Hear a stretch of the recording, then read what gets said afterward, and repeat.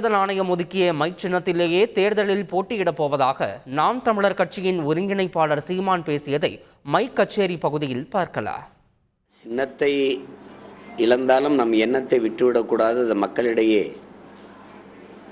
கொண்டு போய் சேர்ப்பதற்கு இதைவிட சிறந்த ஒரு சின்னம் இல்லை என்பதை முடிவு செய்துவிட்ட பிறகு இந்த சின்னத்திலேயே போட்டியிடுவது.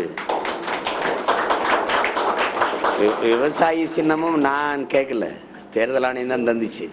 இதையும் நான் கேட்கல, தேர்தல் ஆணையம் தான் தந்தது. எனக்கு எது சரியா இருக்கும்னு என்னை விட அது நல்லா முடிவெடுக்குதுன்னு நான் நம்புறேன். இந்த இது இல்லாம உலகத்திலே புரட்சியே கிடையாது.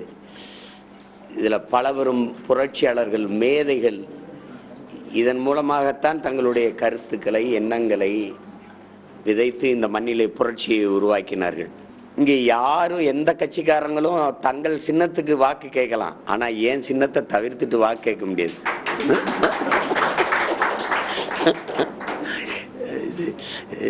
அதனால இந்த சின்னத்திலே போட்டியிடுவதுன்னு என் சின்னத்தை பறித்த பெருமக்களுக்கு எடுத்து கொண்டு வைத்து விளையாட்டு காட்டுகிற பெருமக்களுக்கு நான் ஒன்றை சொல்ல விரும்புகிறேன். விவசாயி சின்னத்துக்கு ஓட்டு இல்லை, சீமானுக்கும் அவன் பிள்ளைகளுக்கும் தான் ஓட்டு, வாக்கு என்பதை நிரூபித்து என்னை ஆகப்பெரும் தலைவராக்குகிற முயற்சியில் நீங்கள் இறங்கியிருக்கீங்க. அதுக்கு ரொம்ப நன்றி. எங்கள் ஐயா ஜி.கே. வாசனுக்கு சைக்கிள் சின்னம் எப்படி வந்துச்சு?